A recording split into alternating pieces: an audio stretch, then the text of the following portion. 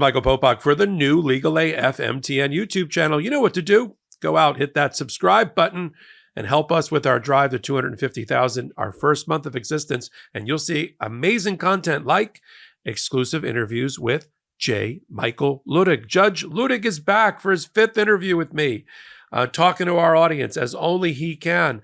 There is nobody on planet Earth that was more responsible for protecting our democracy and ensuring a peaceful transfer than J. Michael Luttig.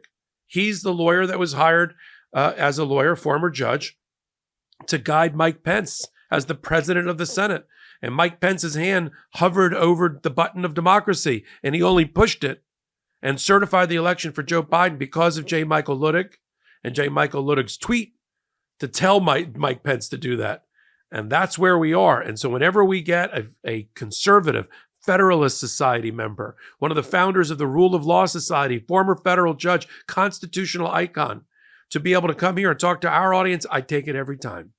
And in this interview, this particular part of the interview, you're going to hear with a pained heart, J. Michael Luttig, who has friends on the United States Supreme Court, who's friendly with people on the court, including the Chief Justice, say with a heavy heart that the Supreme Court has lost its way. It's no longer the firewall to protect our democracy, and that it can't be trusted by the voters. And the voters have their eyes wide open and understand that there is no integrity of this United States Supreme Court because they've shamed themselves with the opinions that they've recently written, all by John Roberts, to support Donald Trump, to have a president levitate above the Constitution, above the rule of law, above what was the checks and balance system, to be all-knowing and all-powerful, and not able to be criminally prosecuted for his crimes. And let's talk about it with J. Michael Luttig. I think I would begin to parse through the several questions that you impliedly pose this way. I do not think that the Supreme Court of the United States will soon, if ever, regain the lost trust of the American people. This has been, let's say, 3 or 4 years running now, where the court has suffered the lowest trust in the history of the polls gauging the American people's trust in the Supreme Court. And I think probably today it's at the lowest point in the history of the court. Much of that is self-inflicted, as I've said, due to the various ethical revelations that have surfaced over the past couple of years. But frankly, the court's decisions in both the 14th Amendment Section 3 disqualification case, and then in the Trump versus United States, the immunity case, have added exponentially to those self-inflicted wounds, if you want to call them that, from which I think the court will be very long in recovering from, Michael. It's a tragic time in the court's history. On the other hand, the court has made these decisions knowingly, open-eyed, and in the ethics area, for instance, has essentially told the American people, we, the Supreme Court, we don't need to be bound by ethical standards like all other federal judges, and we're not going to be. Then if you segue over to the 2 cases I just referenced, we'll discuss them in greater length, but both of them, but especially the immunity case was, as I've said from the first day, an abominable decisions of constitutional law. And when I say decisions of constitutional law, what I mean is that they were paraded as decisions of constitutional law, but neither one of them was grounded in either the Constitution or the laws of the United States at all. In particular, the immunity case, the Supreme Court, in the vernacular of lawyers, just made it up out of whole cloth, Michael. And not only did they make it up, but their decision was contrary to every single precedent on presidential authority since the founding of the nation almost 250 years ago. And not only was it contrary to all those precedents, it was unsupported by any provision in the Constitution or law of the United States.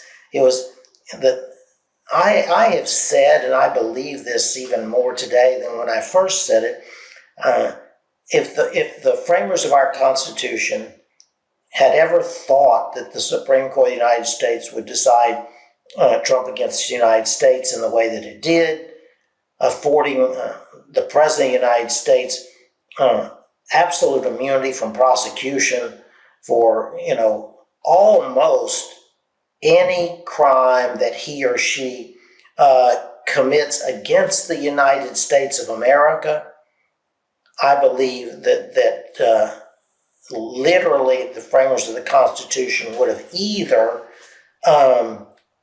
provided differently for the Supreme Court of the United States or provided differently for the executive, that is the president, in the Constitution of the United States, so as to ensure that no president of the United States, least of all the president of the United States, no president would be above the law, which is what this Supreme Court held.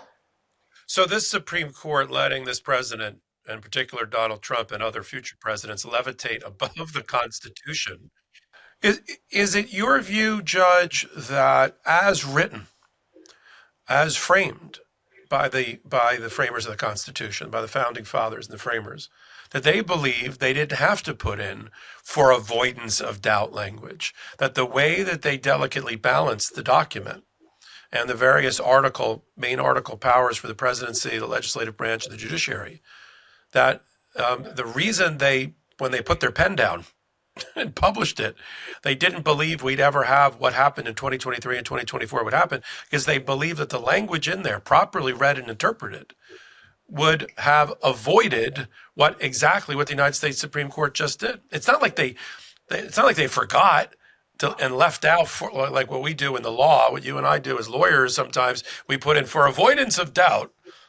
We do not mean for the presidency to levitate above the co-equal branches of government. But they didn't feel they needed to do that, did they? Well, that's correct, Michael, and they didn't. But it's even more than that. America fought the Revolutionary War in order to gain its independence from the British Crown and the monarchy, and establish a country under the rule of law, rather than, as we say, the rule of man. And so the entire premise of the Constitution of the United States is that no man is above the law, but, Michael, more importantly and more relevantly to our discussion today, the entire premise of the Constitution of the United States is that the President of the United States, America's new monarch, if you will, would never be above the law. Yeah. And so it is beyond astonishing that the Supreme Court reached the decision it did. And by the way, there's not a question in the world that the Supreme Court held as it did solely to prevent Donald Trump from being prosecuted for his grave offenses against the United States on January 6th. How do we know that? Among other things, and I will talk about this the rest of my days. For almost 250 years since the founding and since the Constitution, the federal courts, and in particular the Supreme Court of the United States, decides only the narrow question presented to the court for decision. That question, in this case, was whether Donald Trump, not any president, Donald Trump, whether Donald Trump could be prosecuted on the charges brought by Jack Smith for attempting to overturn the 2020 presidential election. Now, as I said, those offenses are perhaps the gravest offenses that a president can commit against the United States. That is, trying to remain in power, to remain in the presidency of the United States against the will and the vote of the American people. That's as grave an offense as possible under the Constitution, with the possible exception of treason, but only possible exception. Now, the Supreme Court decided, Michael, every other possible case challenging the prosecution of any president except this case, which it was asked to decide. And of course, you know, your listeners have seen much of the opinion already or heard about it. And, you know, the Supreme Court was, you know, protested too much, not only at the argument, but then in the opinion, that it was deciding this case not on the merits of this case alone, but for all the ages. So the Supreme Court itself told the American people that it decided, you know, the issue of when a president can be prosecuted for a crime against the United States in every possible context. But as I said, except the one context in which the case arose. That is to say, the Supreme Court did not tell us whether Donald Trump could be prosecuted for the offenses with which he's been charged by Jack Smith. Yeah. That turned the judicial process, the judicial decision-making process on its head. If you extrapolate out, Michael, and if all courts, but especially the Supreme Court, did that in every case, instead of never except in this one case, the Supreme Court of the United States would not even would cease to function, because no one would have an ounce of respect for the court, and that's the consequence from these decisions. The American public, they're not stupid, but the Supreme Court, you know, took them for stupid, said what it did, and the American people are going, oh, "What are you talking about? You held that the President of the United States, the one person that the Constitution says is never above the law, he or she is immune from prosecution? And by the way, you said this particular president, who has committed the gravest crimes possible under the Constitution, he too is immune from prosecution?